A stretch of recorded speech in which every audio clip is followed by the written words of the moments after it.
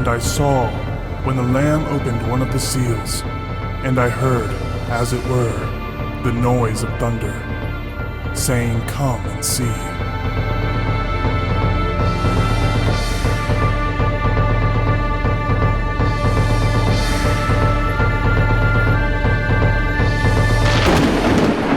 Noise of Thunder Radio with Christian J. Pinto.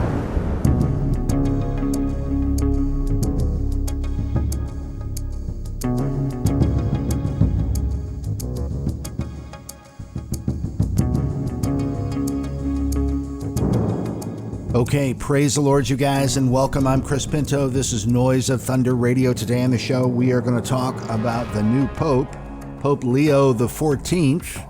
We're also going to talk about the recent terror attacks here in America and also the ongoing terrorism that has been unleashed in France and Paris, where, if you see some of the footage, it's not even yet being reported in the mainstream.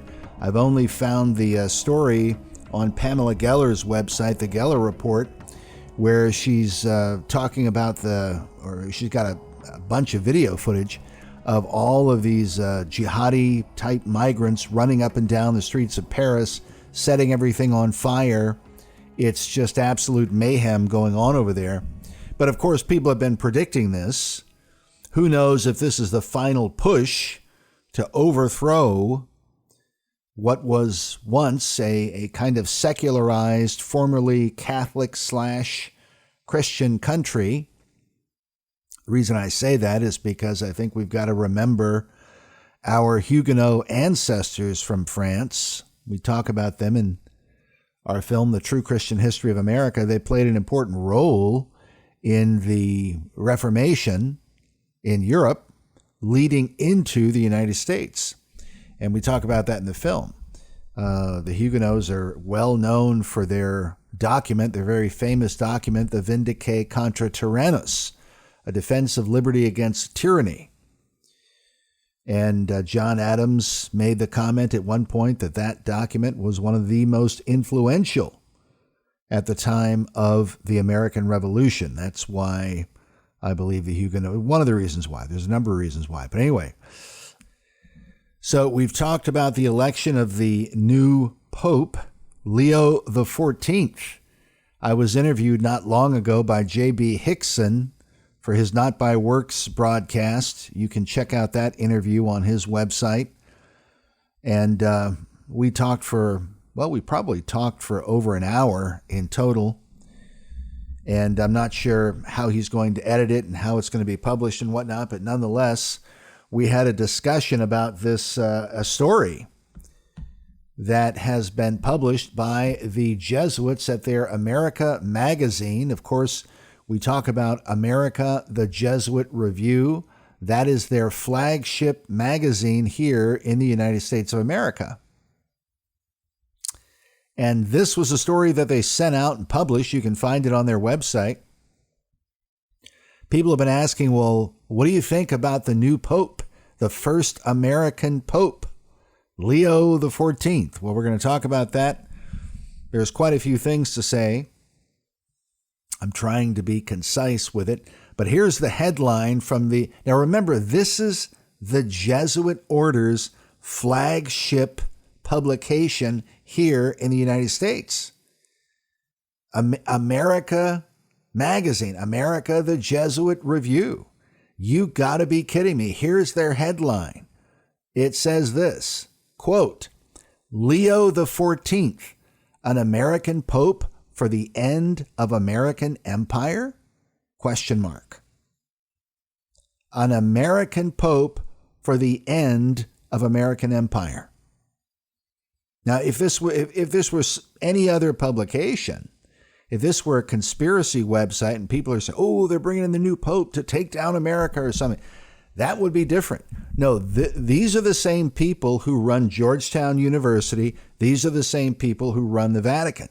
These are the same people that I believe control our deep state and the CIA. We talk about that in our film, American Jesuits.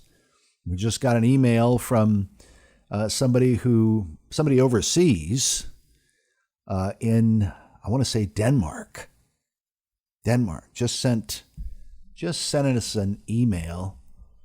He had kind of a mishap because of the overseas shipping situation, and he finally got his copy, and he sent me an email this morning. Very nice guy. I'll withhold his name because I don't want to draw too much attention, but he said, "Greetings, sir, have now received all the items." And he said, quote, "American Jesuits is the best documentary film I have ever seen. Just brilliant, deep historical, theological work," etc. And then he goes on from there to talk about the other. He ordered one of our bundle packs. Anyway, but we've gotten that comment several times. I share that with you to encourage people to watch the film. We've had others that have said they think it's not just a great documentary, but even the best documentary they've ever seen. Now, I don't like to toot my own horn. I really don't. But we want people to see the work. We want people to see the film. We put a lot of time and effort into American Jesuits, and we are hoping that more and more people will see it. It's gotten a pretty great audience so far in the last, we released it in July of last year, so it's coming up on 1 year since we actually released the film. But we've gotten a lot of copies out there. People are watching it, and it's just a matter of time before our online distribution companies get this thing uploaded so that people can view it through digital streaming, in an online format. We're hoping that it will follow the path of most of our other films, which you can find on Amazon Prime. And our understanding is it's ultimately going to get there, but we have to wait and see what happens. We've got a distribution company that handles that for us, but say a prayer for the project if you will. Also say a prayer for the projects that we're currently working on. We are working on 2 new projects right now, and we'll talk about those in the days ahead. But I want to get back to the story. Pope Leo XIV, an American pope for the end of American empire. And the photo that they show, the picture that they show, shows the new pope, and right across from him is J.D. Vance, Vice President J.D. Vance, the current Vice President of the United States of America. Now, I said this before, even before this new pope was elected, that when you have Catholics involved in American politics, Catholics are not necessarily bad. There have been some very, very strong defenders of our republic. Catholics in my family, all the Catholics that are in my family are patriots. They love our country, love our Constitution. My father was a military man. My grandfather was a World War II veteran. And we've got a lot of military in our family, historically. The Catholics in our family love this country, love the Constitution, and I think most Catholics in America are generally the same way. But the way that you find out whether or not somebody who's Catholic is going to be a danger politically, if they're involved in politics, is how they relate to the Vatican. Okay? I've talked about this before. Mel Gibson, there's been talk about Mel Gibson running for governor of the state of California. Now, the last report on that was that he's officially not running, but who knows? That could change in the future for whatever reason. But politically, Mel Gibson, in my opinion, would be a great candidate for the governor of the state of California, even though he's Catholic. And the reason is because of his relationship to the Vatican. He is against Vatican Council II. He's a pre-Vatican II Catholic. He is in the category of what I would call a Magna Carta Catholic, meaning Magna Carta Catholics agree that rights come from God based on God's law. That was the view of Judge Scalia, Antonin Scalia. It's also the view of Judge Thomas and Judge Alito. They're Catholic. They're Catholic, but they're conservative, and they believe in the Constitution, and they believe in God's authority in government, based on God's law. That's key. And there are many Catholics throughout history who have believed that, again, going all the way back to King Alfred the Great, back to Archbishop Stephen Langton, who wrote the Great Charter, and the barons at Runnymede. All of these people were Catholic. This is all pre-Reformation. But what happens is later in the 13th century, that's when they outlaw the Bible. The Pope outlaws the Bible, and that's where things have a dramatic change. But here in modern times, when we're looking at political candidates and politicians, and you're looking at somebody like a Mel Gibson type Catholic, yes, Gibson is a devout Catholic, but he's also very, very conservative, and he opposes Vatican Council II. He sees Vatican II as a betrayal of historic Catholicism, which it is. And it's really a betrayal of all of Western civilization, because it's the document where they declared that basically Christianity is no different than Islam and Buddhism and Hinduism, etc. Basically that there's many paths to God, and Christianity is just one of many ways of getting to heaven. It's a betrayal and a denial of the gospel of Christ. Now, obviously, theologically, we as Protestants and evangelicals would have theological issues with Mel Gibson even. But again, politically, we're not voting for people based upon their theology per se. It's more, and we should be voting for people who are going to be magistrates, who are going to uphold God's law and our national covenant, which is the Constitution. That's what we should be looking at. And it's important to recognize that Vatican Council II does not represent what Christianity has ever believed. It also has perilous consequences for Western civilization overall, because it is the reason why not only have millions and millions of Muslims been brought into Western Europe, but it is the reason why those Muslims have been elevated into political empowerment. It's why there is a Muslim mayor of London. It's why there are all kinds of Muslims involved in the politics of England and throughout Western Europe. And it's why we have Muslims involved in American politics. Because the argument is that, well, since Christianity and Islam are basically the same thing, therefore you have to believe that the Bible and the Quran are basically the same thing. So it doesn't matter if somebody's sworn in on a copy of the Bible or a copy of the Quran. This is how the thinking goes. And that is very dangerous kind of thinking, because it's completely false. Completely false. Islam is a very dangerous and predatory belief system. So, an American Pope for the end of American empire. Now, let me just read part of this article here. So they say here in the beginning, just to give you more of their context, quote, Catholicism outlived the Roman Empire. We'll outlive the American Empire too. It is as if they're saying that the American Empire is getting ready to fall, and they are, with this kind of a declaration, they are pitting the Vatican against the United States of America. So they say, we'll outlive the American Empire too. So a Jesuit priest once told me at a pub in New York during my time as an O'Hare Fellow at America. Those words have been ringing in my ears lately. This is what the author says. Because for better or for worse, it seems that the U.S.-led global order is coming to an end. Now, probably what they mean by that is that because of the Trump administration, because of Elon Musk, and because of Doge, the fact that the United States is no longer, if these changes that the Trump administration are codified and they're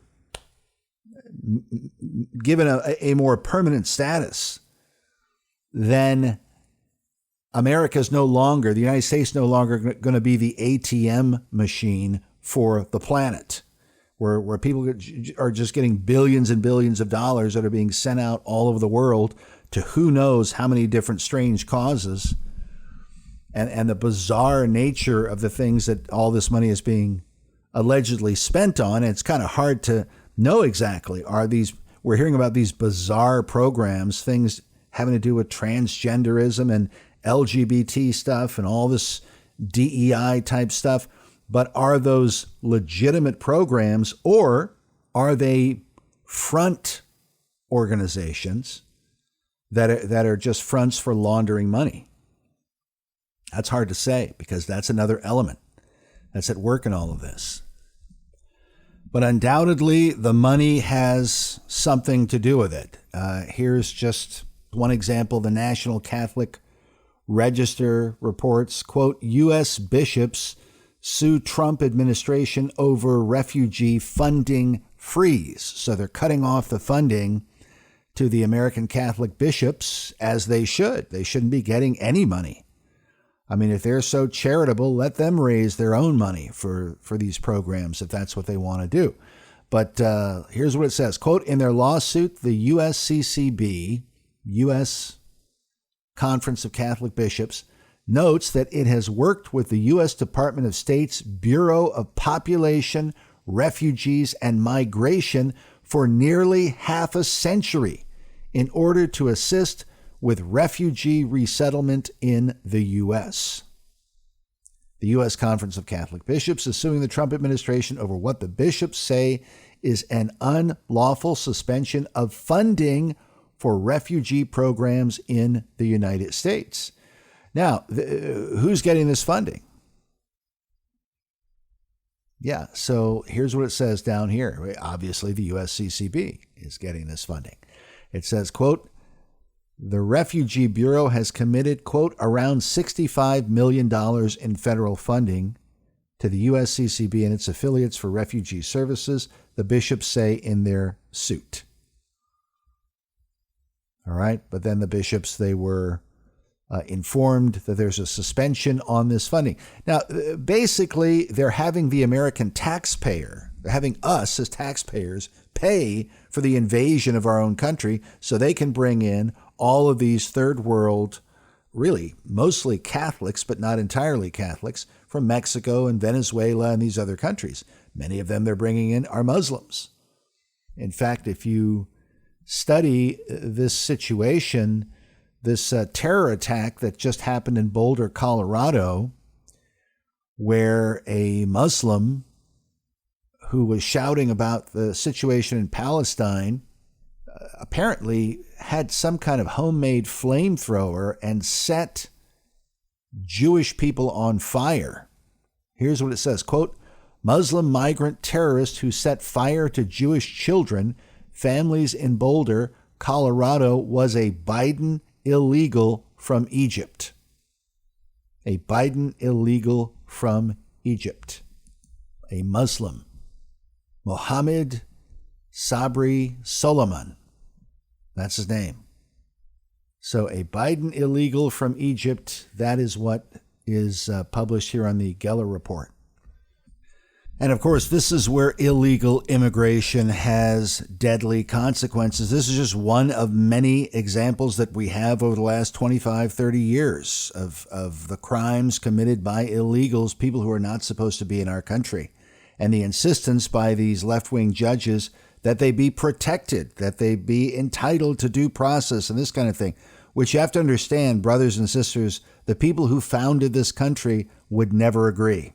As James Madison said, when foreigners come to our country, they owe to us their temporary obedience, and in return, they receive the protection of our laws. But if they're not willing to obey American sovereignty and American law, they're not entitled to the protections of our system. All right, let's go to our commercial break, and we will talk more when we come back right after this.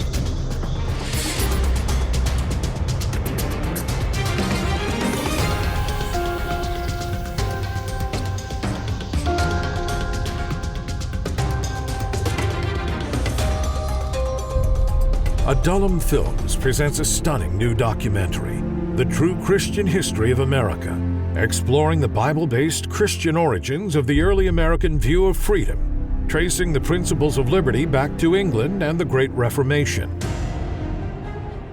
For many years, our schools have taught that the founding of our republic was from the Deists, or the Enlightenment in France. But is that truly the case?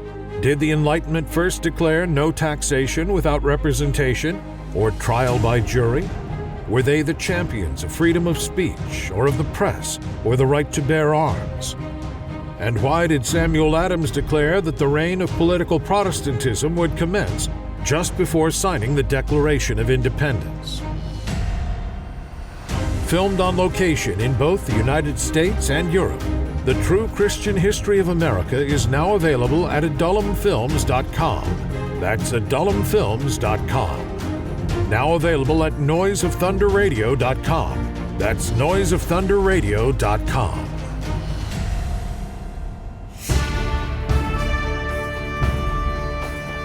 Adullam Films presents an exciting new documentary, Bridge to Babylon, Part 3 in an award-winning series on the untold history of the Bible. Dr. Jack Moorman calls it a masterful presentation of what is the single most important issue facing Christians today: the defense of the Bible as the Word of God. Why was the Bible changed in 1881? Why have so many churches abandoned biblical inerrancy? And what direction are scholars taking the Scriptures today? Learn the truth in Bridge to Babylon, the sequel to A Lamp in the Dark and Tares Among the Wheat. Bridge to Babylon is now available at noiseofthunderradio.com. That's noiseofthunderradio.com. Noise of Thunder Radio.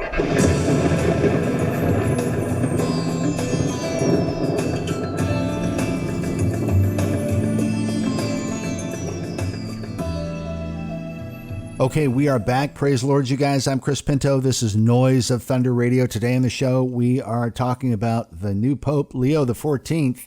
Now, I wanted to mention a few other things about Pope Leo. You have the Italian writer Leo XIII, who also follows the Vatican and the Jesuits. In fact, he was educated at some point earlier in life by the Jesuit order. When he has been interviewed about the new Pope, and he was asked specifically, when he was being interviewed by Alex Jones, he was asked, do you think the new Pope is better or worse or as bad as Pope Francis was? Because Pope Francis was, people believed he was an outright communist. And Leo XIII said he's worse. The new Pope is supposedly going to be worse than Pope Francis. Well, we'll have to wait and see what happens. Right now, he seems to play the role of being kind of a conservative. Now, I started to talk about J.D. Vance. The key to understanding Catholics and politics is their relationship to the Vatican.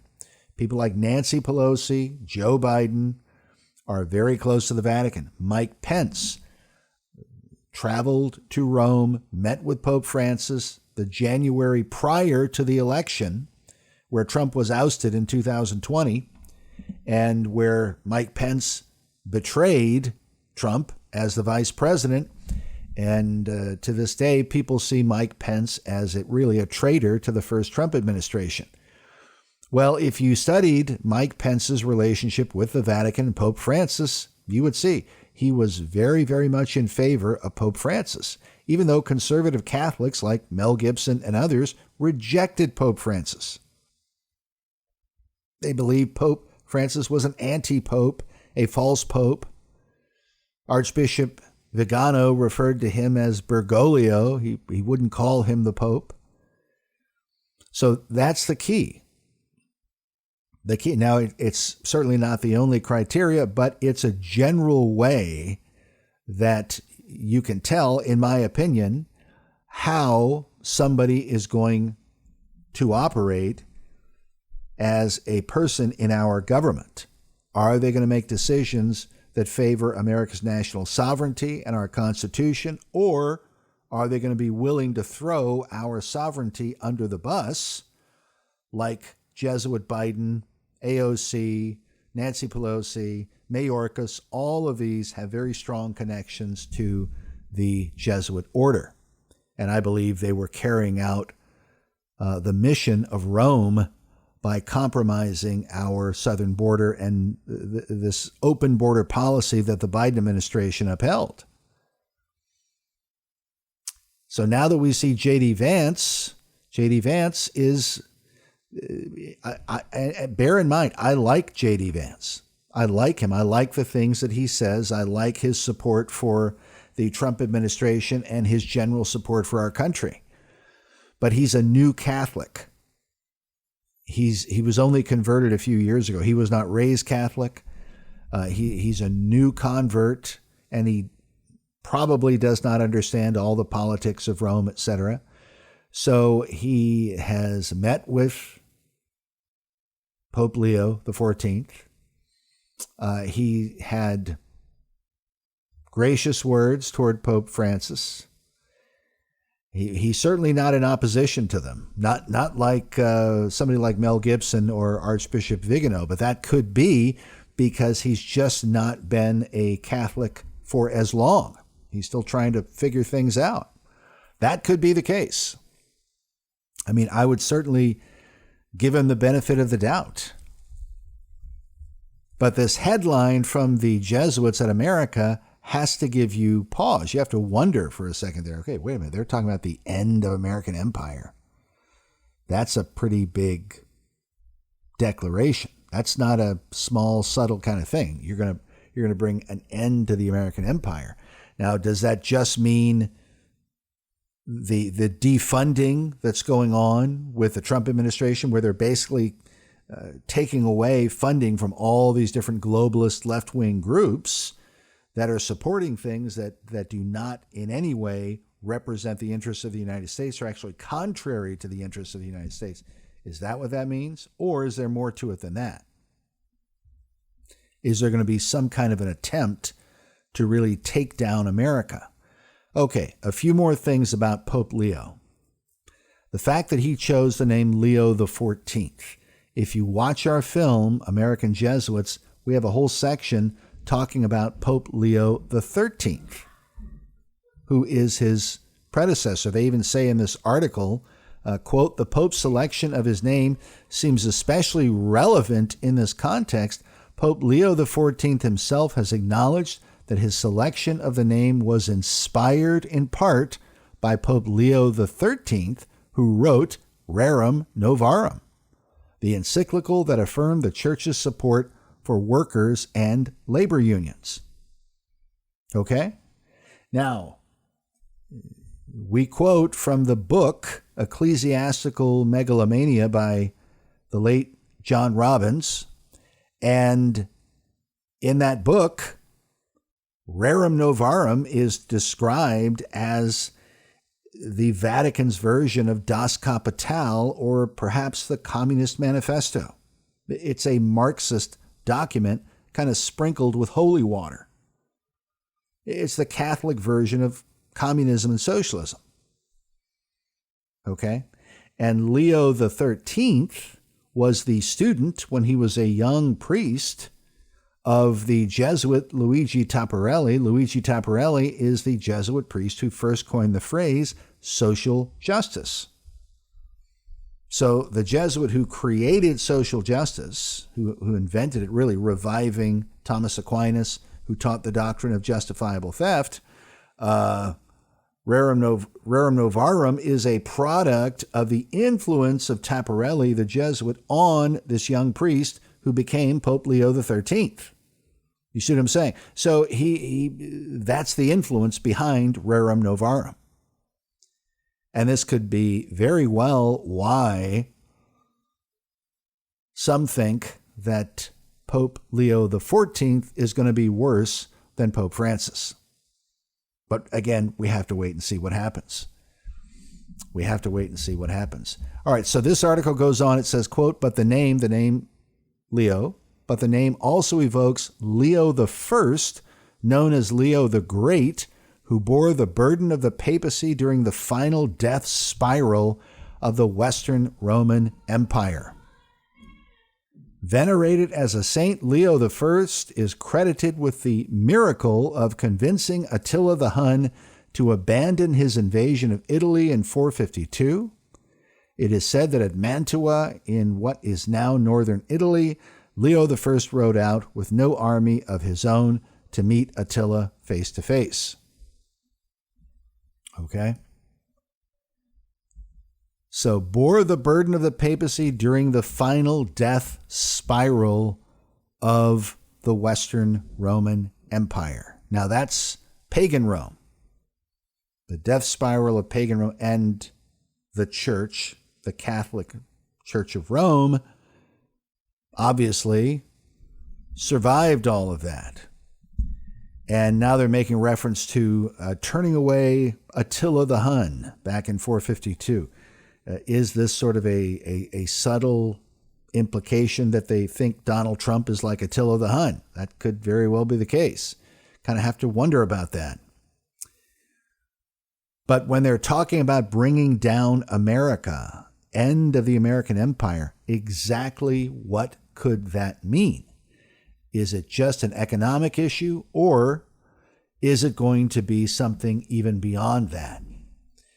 Well, if you look at what's happening in our country right now, where you have, for example, a Michigan Muslim who has just pled guilty in a plot to open fire and kill Jewish preschoolers at a daycare center at a synagogue. That's one of the stories published on the Geller Report. You have this attack that just happened in Boulder, Colorado. You have the Palestinian jihadis in different parts of the country having ongoing protests and disruptions and mayhem. Okay? You have, here's another headline on the Geller Report, quote, Hamas says they collaborate with U.S. campus protesters, quote, we have our own people everywhere. Then they show a bunch of what look like college-age students holding up a banner that says globalize the Intifada. Globalize the Intifada. Could all of this have something to do with what's in view? Then you look at what's going on in Paris. Paris is being called a war zone. War zone, quote, Muslim migrants devastate Paris, mass rioting, burning, lynchings, looting, attacks on police, pedestrians, Jewish institutions vandalized. And I mean, they're just setting fire to everything. People are being beaten, probably murdered. Well, it says 5 dead, hundreds injured, 426 arrested, with hundreds of millions of euros in damage in a night of mayhem. No media, no coverage, silence. That's what the article says on this. And I mean, just based on the headlines that I'm able to see from some of the main outlets right now, at least as of recording this program, there's very, very little, if anything. I mean, Pamela Geller's the only one. And here's from you can hear some of the mayhem and fires burning in the background. And this is from Radio Genoa. It says, quote, while Paris burns, flags of Morocco and Palestine are waving. In other videos, flags of Algeria and Tunisia are waving. Is there anything else we need to know to understand who the criminals are? So these are foreigners. This is Isaiah chapter 1, brothers and sisters. That's what this is. This is what God said to ancient Israel. Your cities are burned with fire. Your towns, your country, foreigners devour it in the midst of you. This is what God says to ancient Israel as evidence of his judgment upon them. And he says, hear now, you rulers of Sodom. Hear now, you people of Gomorrah. God is relating ancient Israel, their leaders and the people, to the people of ancient Sodom and Gomorrah. Could not the same be said for many countries in the Western world, including here in the U.S., unfortunately? Thankfully, we've got a lot of people pushing back against the philosophies of Sodom and Gomorrah here in our country.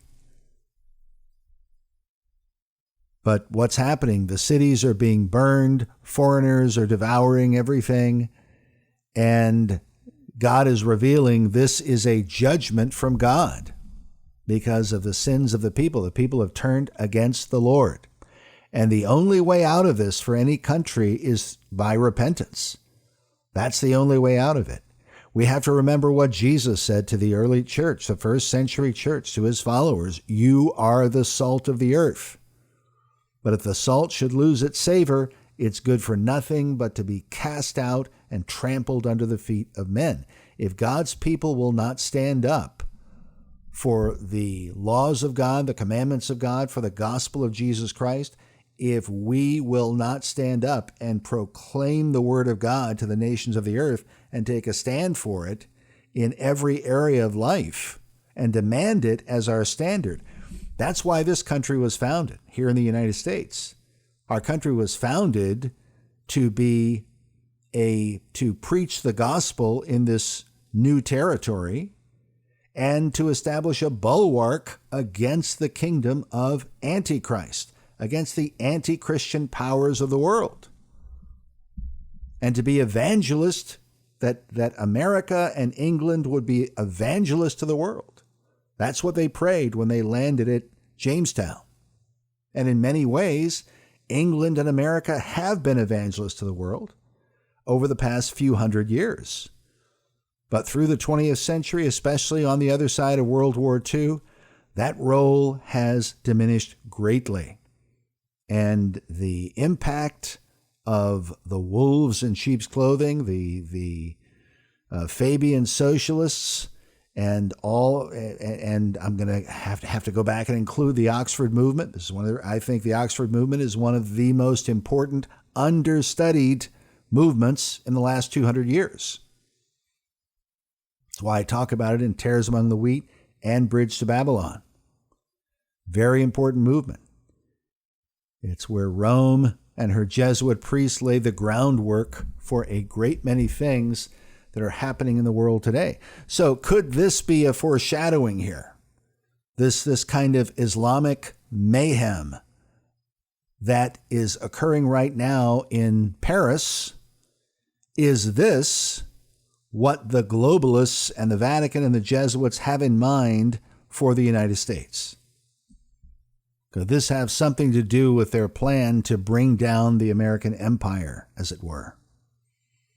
And we're seeing the whole situation with the mosque, the big mosque community that they're building in Texas right now. We're watching that happen.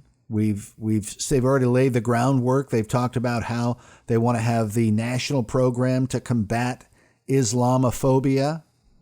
That's one of the things that Kamala Harris talked about before she left office. But is that program gone? Because all the stuff that Trump is doing, as many of us have noted, can be overturned in a very short period of time. You get one Gavin Newsom in office, one radical Democrat in the White House, and he can, with an executive pen, overturn the entire Trump administration in less than 100 days. It can happen very, very quickly. But now if Rome is going to bring about the fall of the American empire, how's it going to happen? Well, let's look at what's going on over in England and over in France. We've been talking about the mayhem that they've got in France. Here's a quote. Here's a woman talking about the situation over in England and all the Muslims who are involved in the politics of the UK. Listen to this. The Mayor of London is Muslim. The Mayor of Birmingham is a Muslim. The Mayor of Leeds is Muslim. The Mayor of Blackburn is Muslim. The Mayor of Sheffield is Muslim. The Mayor of Oxford is a Muslim. The Mayor of Luton is a Muslim. The Mayor of Oldham is a Muslim. The Mayor of Rochdale is a Muslim. All of this was achieved by only 4 million Muslims out of the 66 million people in England. Today in England, there are over 3,000 mosques.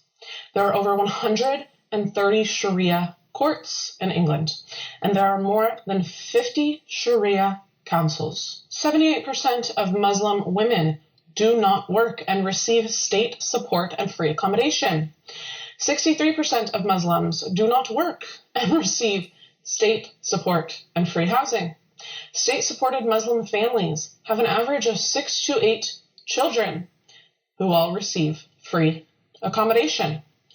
Every school in the UK is required to teach about Islam. The number one most common baby name in England is Muhammad. This is not immigration. Okay, and the video cuts off there, but I think what she's getting ready to say is this is not immigration, this is an invasion. And that's really what it is. And notice what's happening. They are channeling the money from the taxpayers in the UK, and they're taking the taxpayer money and using it to pay for the invasion of all of these Muslims into their country. The Muslims would not be able to get there on their own. They would not be able to survive on their own. They would not have the ability to sustain themselves economically. And so what's happened is these globalist powers in the system are using the taxpayer money to finance the downfall of England and the United Kingdom. Same thing is happening here.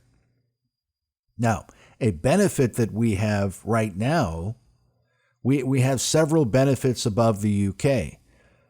First, we have a Second Amendment, which they don't have anymore, unfortunately. I mean, our Second Amendment was based on the English Bill of Rights. That's what inspired the American Bill of Rights. But unfortunately, the English have allowed that to be overturned. And so they were disarmed back in 1997 for all intents and purposes. So the Muslims are not afraid of the English population over there, and the politicians are not afraid of them. Because what can they really do? They can protest, they can yell and scream. They've been doing that for 20 years. You see, they're just going to let them yell and scream. But they're continuing to move forward with their globalist agenda to further Islam in the UK, and who knows where it's going to end up. But the way that things are moving, one step at a time, is Islam is taking over the government of the United Kingdom. That's just what's happening. Now, you also have the situation in Ireland that we've talked about before.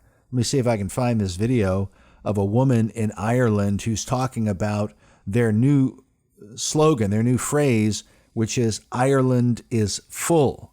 Ireland is full. Hold on. Ireland everywhere. I've been hearing this. The government that's allowing this illegal, unvetted ideologies that come here that are very different from the way that we live, and it's not safe for women and children, as we've seen in the UK, in Germany, in Sweden, in Ireland, everywhere.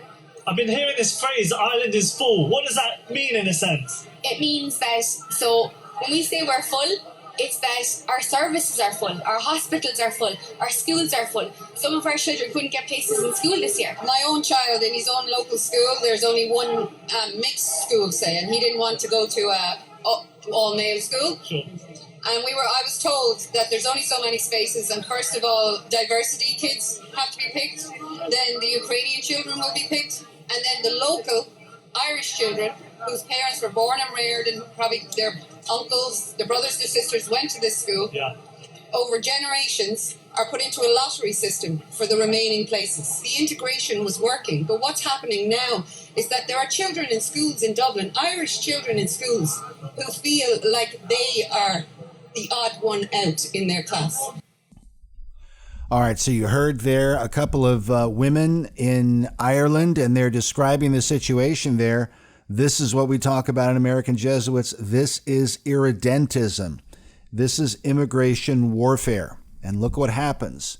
With immigration warfare, the people there are being disenfranchised. Now, this is Ireland. These are Catholic people, or historically Catholic, culturally Catholic people, who are having their country turned upside down by these manipulations.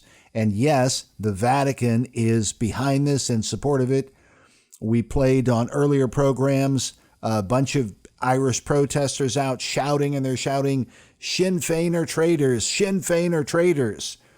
Why? Well, Sinn Féin, that is the political arm of the IRA. The IRA that's typically portrayed in media as some kind of heroic organization from the 80s and 90s and so on. But the reality is it was a Jesuit globalist socialist movement that was always going to undermine the freedom of the Irish people. Now, they presented as their enemies the English Protestants, and so they've been saying, hey, all the English have to go. The English Protestants need to go. That's been their mantra and their movement. Well,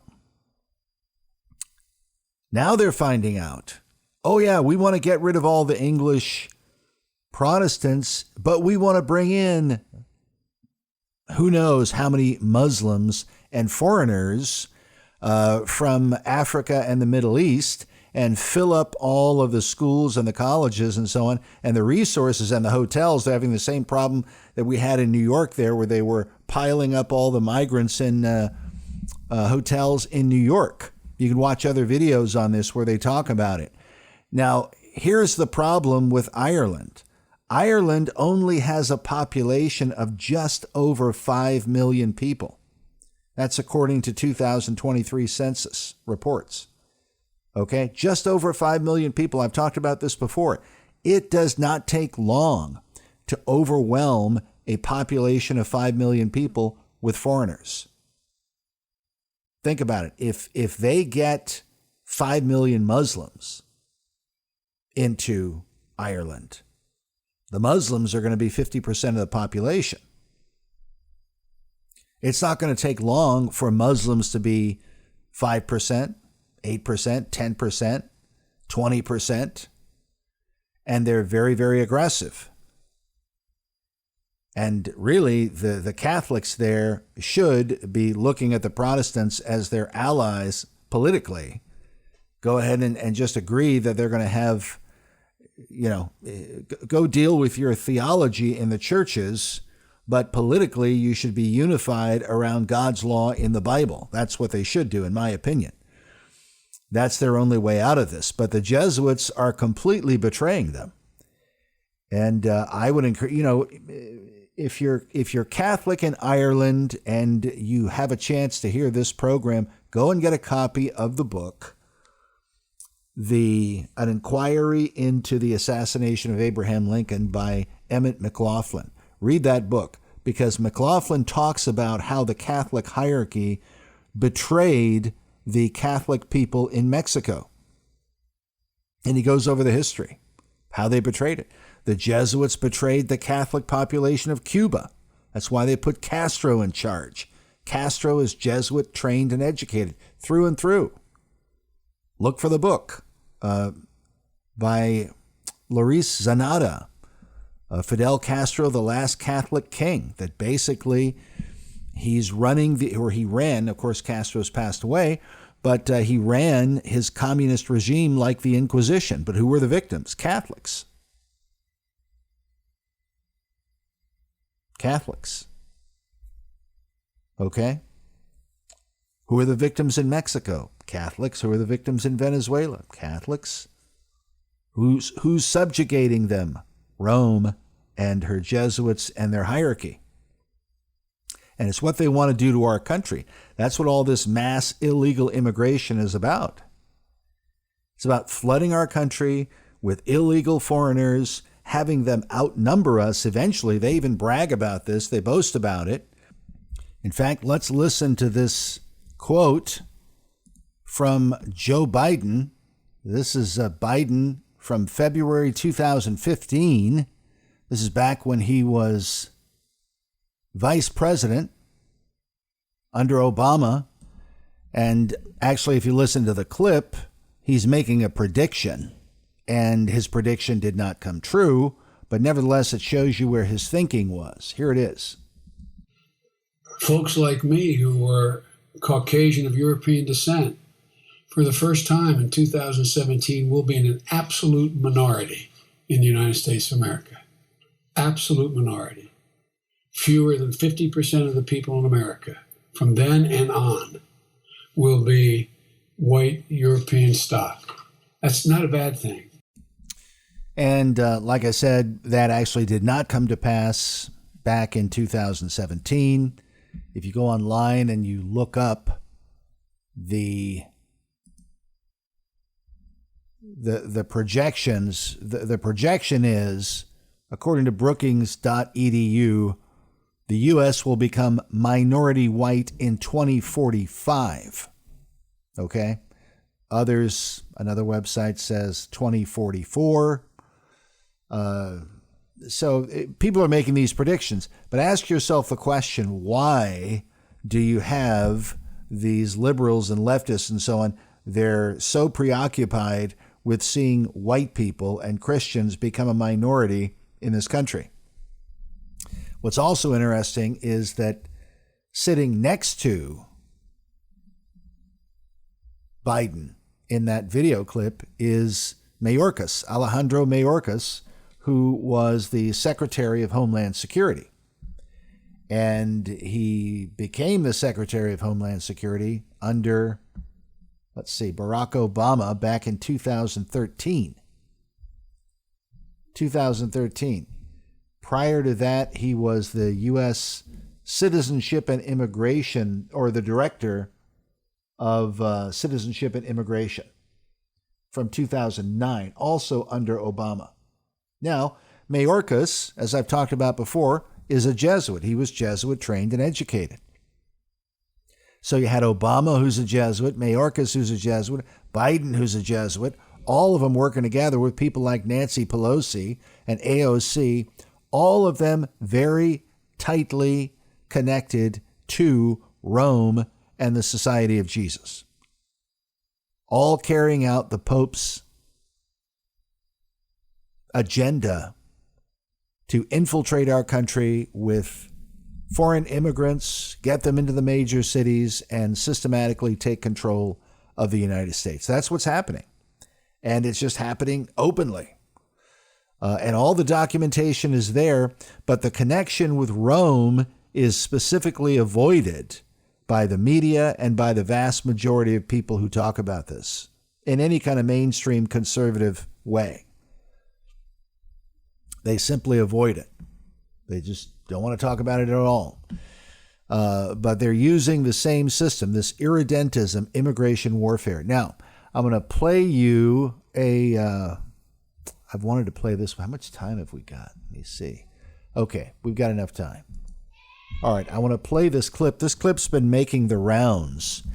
As we're talking about immigration, we've also talked about the situation in South Africa, because now Trump is bringing these South African immigrants to America, the white farmers, because they're being relentlessly persecuted by the black gangs and by Malema, who's repeatedly made comments to the effect of killing white people. He's made very, very violent comments. We've played them before. We're not going to play them now, but we are going to play this quote from Balthazar Johannes Vorster, also known as John Vorster. He is considered one of the great leaders of South Africa during the apartheid era. And you're going to listen to him in a quote from The Firing Line, where he was being interviewed by William F. Buckley, also Jesuit trained, okay, and considered one of the icons of conservatism. But just listen to the dialogue and what Buckley says. And Vorster, of course, has a very thick South African accent. You kind of can't miss it. But listen to what he says about how these black Africans were coming from all these different countries into South Africa. And that's how they became this majority in South Africa. Because what was happening was they were crowding in because they all wanted to work. And then there were these demands to give them equal citizenship. And that's what allowed them to outnumber all the whites. You see, the country had been built by white people for over 400 years. But let's listen to John Vorster with his dialogue with William F. Buckley. Here it is. So your point is that historically, that land which is theirs continues to be theirs. Continues to be theirs, and we didn't put them there and say to them, look, that is where you must live. They settled that land, and they picked that land, and let me say so. From an agricultural point of view and from a rainfall point of view, it is the best land in South Africa. Mm-hmm.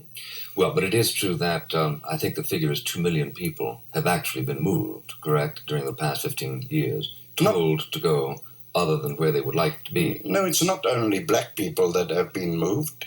Whites are being moved as well. I've just tried to explain to you that whites have to evacuate no less than 7.25 million morgen of land. And blacks are put on that land. Well, essentially, well-developed farms and well-developed land. Well, essentially, as I understand it, you view the situation in South Africa roughly as follows: that the black population are your guests, that they actually belong in the ancient territories. To the extent that they live and work in your territories, they must accept that they are not first-class citizens. You can more or less equate them to the guest workers in Europe. Mm-hmm. Because it's not only the black workers from Tswana land or Venda land or Zulu land that come to work in South Africa. The citizens of independent African countries come to South Africa to look for work for the simple reason that their own countries can't employ them. You have more or less 90,000 Malawians working in this country. And if we were to say to Malawi tomorrow, and we've never had anything to do with Malawi whatsoever, it's a country, as you know, situated far away from us.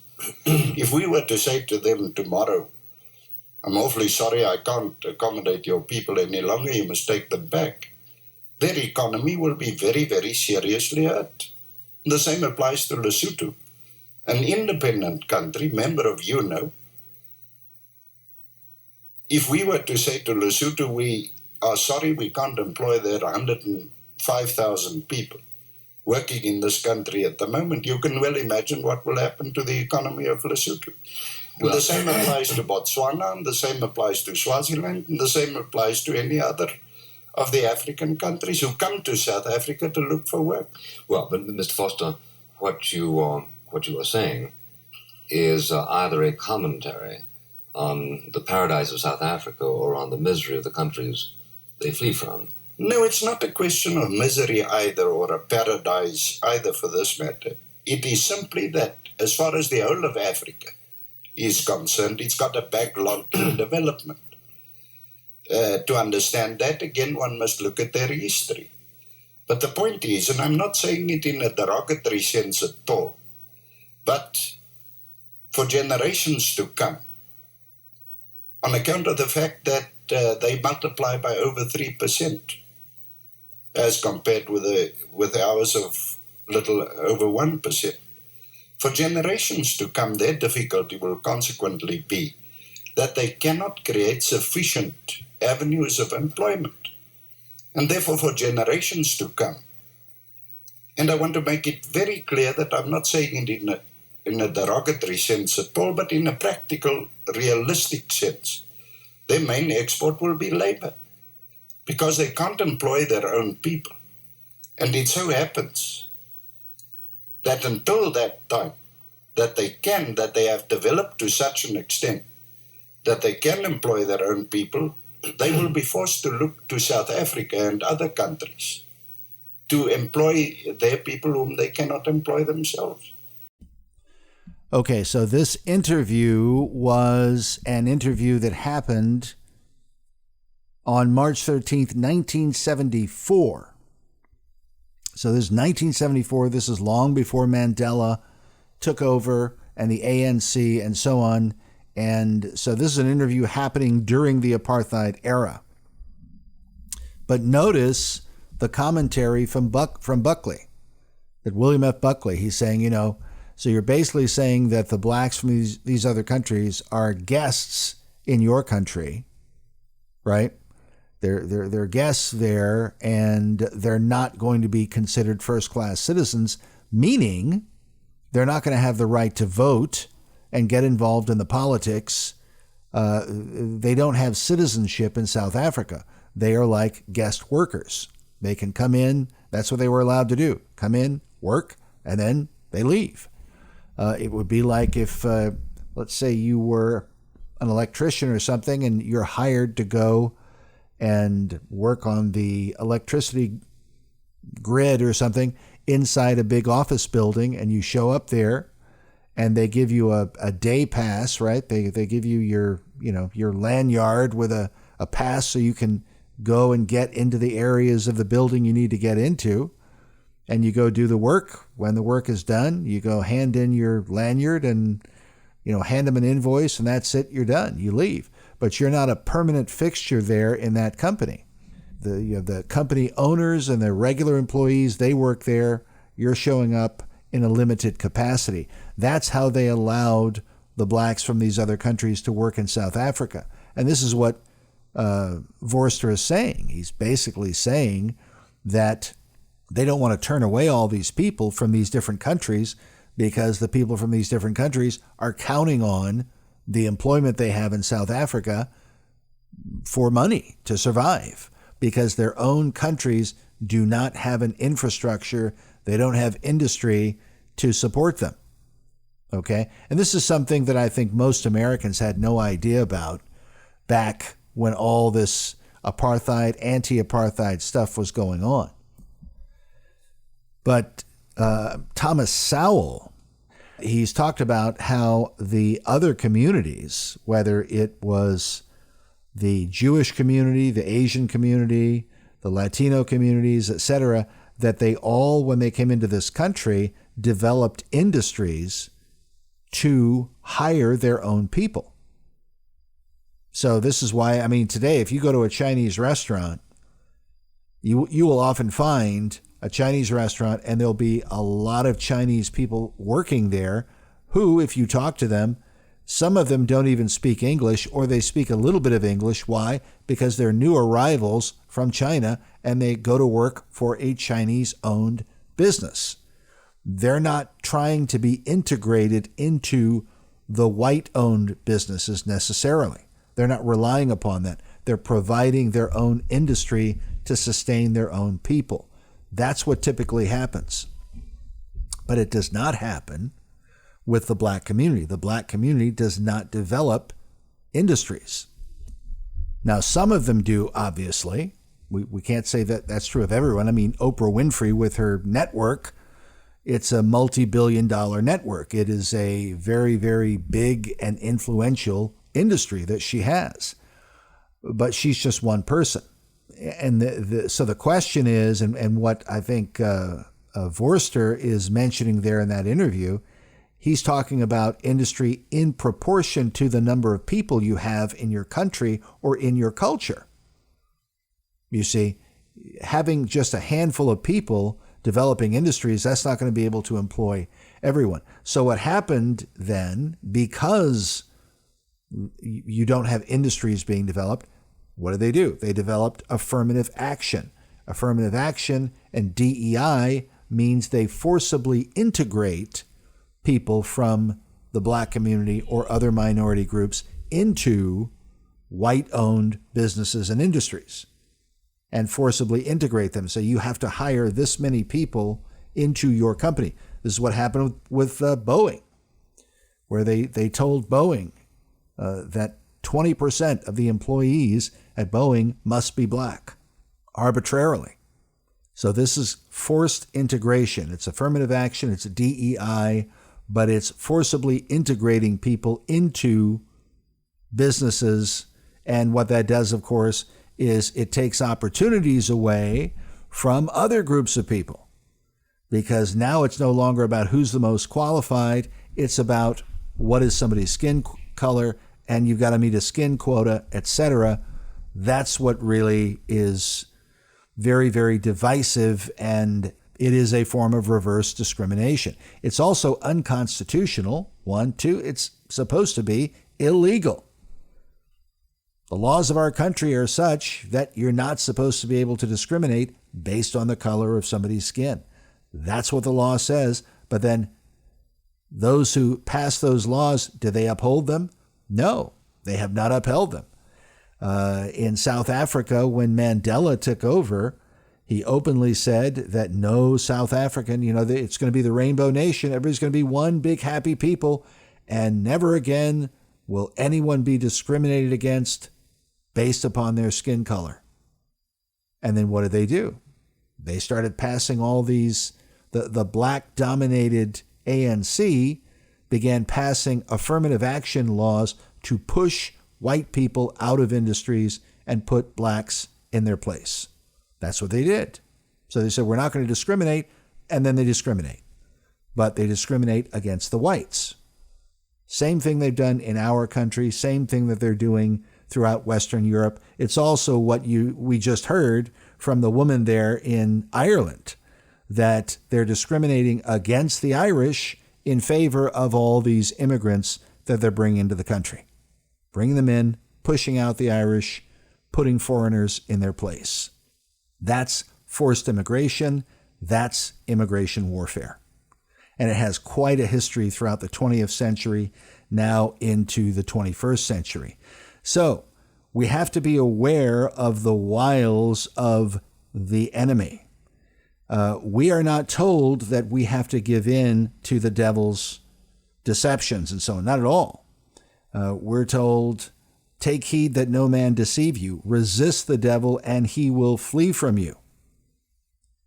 We don't have to give in to hypocrisy. People are claiming that they want to extend love to minority groups. I think that's great. Of course, we encourage that. We encourage love, charity, kindness, all of it, because that's Christianity. But the Bible says, let your love be without hypocrisy. We should not accept a hypocritical version of love that's really based on deception and is designed to undermine our country. Okay? We should not accept people who are going around and say, oh, we're not going to discriminate except against white people. Then we're going to discriminate. That we should deem unacceptable. That should be rejected because it's hypocritical. And the Bible says that God respects no man's person. The Apostle Peter said to Cornelius the centurion, Peter was Jewish. Cornelius was an Italian from the Italian band. And he says, I perceive that God is no respecter of persons, but in every nation, meaning among all the races, those who fear God and who work righteousness are accepted with him. And the biblical principle of racial equality, and I consider that to be the biblical principle of racial equality. It doesn't mean that you receive every race of people. What it means is because there are some collections of people, like the Amalekites in the Old Testament, God did not command David and King Saul and the ancient Israelites to receive the Amalekites. Quite the contrary. The Amalekites were collectively condemned because of their wicked behavior toward ancient Israel. And so God judged them as a result. However, when there are individual people, even among a tribe or a race of people who are wicked, and yes, in the Bible, there are certain, the Moabites at one point are condemned by God. All of them. And yet Ruth was a Moabite woman, a woman of Moab. God had mercy upon Ruth. Why? Because she had faith in the God of Israel. So there's always an exception clause. The people of ancient Jericho, the city of Jericho, were all collectively condemned. But Rahab the harlot had faith in the God of Israel. So she was redeemed, she and her household. So we have to bear these things in mind. The only way, I think, that we as believers in Christ can escape the back and forth racial fighting and race baiting and racial agitation that's going on, because it is very, very destructive. And it can work both ways. On the one hand, you see these black mobs with Malema singing and shouting about killing the whites.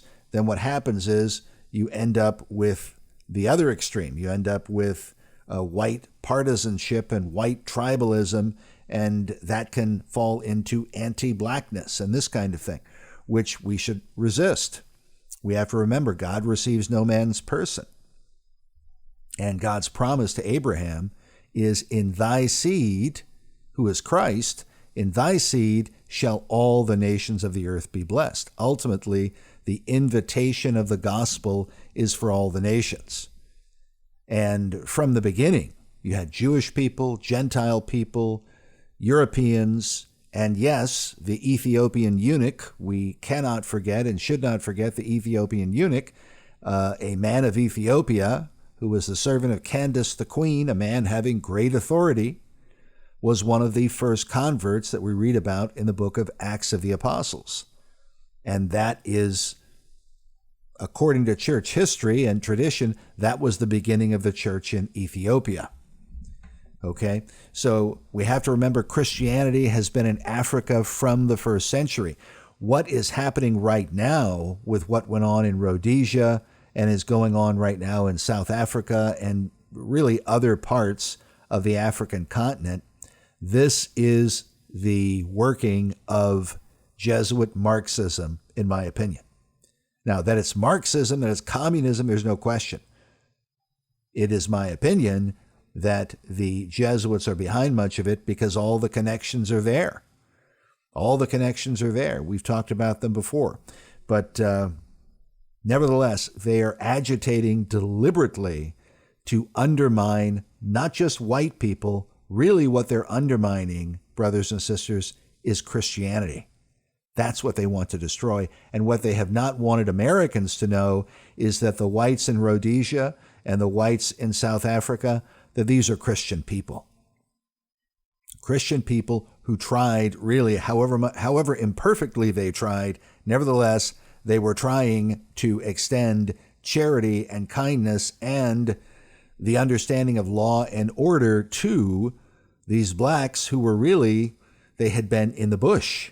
They had been a very, very primitive people with witch doctors, and they're practicing cannibalism and this kind of thing. We here in America have never had to deal with things like that. So we should be very, very careful about judging Christian people in other parts of the world who have these kind of challenges. These are, we can only imagine some of these challenges. And now, as I heard one South African minister say several years ago, he says all the ANC has done with these farm attacks and so on, and all the other crimes that they've committed, is they have simply proven that the reason for the apartheid, which, remember, the word apartheid means to be separate from, the maintaining separation between black culture there and the whites in South Africa, that all they've done is show that the reason for the apartheid was entirely justifiable. Why? Because this is what the whites were concerned about. They were concerned about having a savage race of people carrying out crimes, victimizing the white population there. That is why they kept them separate to begin with. Okay? That is why they kept them separate to begin with. But of course, today, all of that is politically incorrect. You're supposedly a racist if you say this kind of thing. But in reality, apartheid is practiced by anyone. I mean, if you see dangerous people down the road and you go get in your car and drive to your house, walk in and lock the door, you're practicing apartheid. You are separating yourself from that danger. Okay? That's what you're doing. And to say that people don't have a right to separate themselves, well, we have to understand that's what's behind open borders, brothers and sisters. That's what do you think open borders is? They're saying, hey, America does not have a right to be separate. America does not have the right to have a boundary and say, foreigners over there And Americans over here, they don't have a right to do that. People don't realize the same principles that were part of the anti-apartheid movement are the same principles behind open borders. You don't have the right to be separate. That's effectively what they're saying. It's effectively what they're saying. But we have to remember something. What does the word holy mean?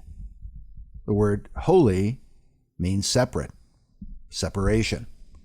God says, be ye holy even as I am holy. God calls his people to be separate from the heathen so that they can serve and obey the Lord. The reason why missionaries go among the heathen is to convert them through the gospel.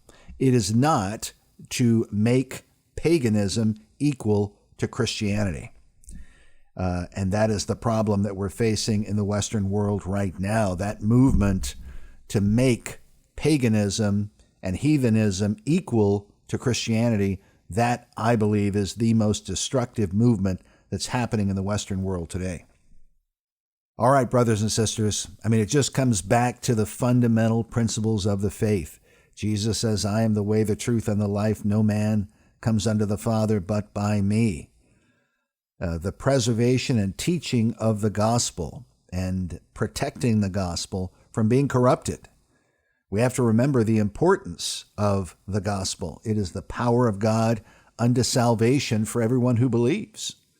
But remember what Jesus said to the Pharisees. He said they search land and sea to make one proselyte, but when he is made, he becomes twice the child of hell as they themselves. So there is a consequence for false doctrine and false teaching. It can lead somebody down the path to perdition. And certainly that is what's happening with the modern day ecumenical movement. All right. That is going to do it for us today. That is our show. We'll stop it there, but we will be back next time as the Lord leads us. Until then, God bless you guys. I'm Chris Pinto, and you've been listening to Noise of Thunder Radio.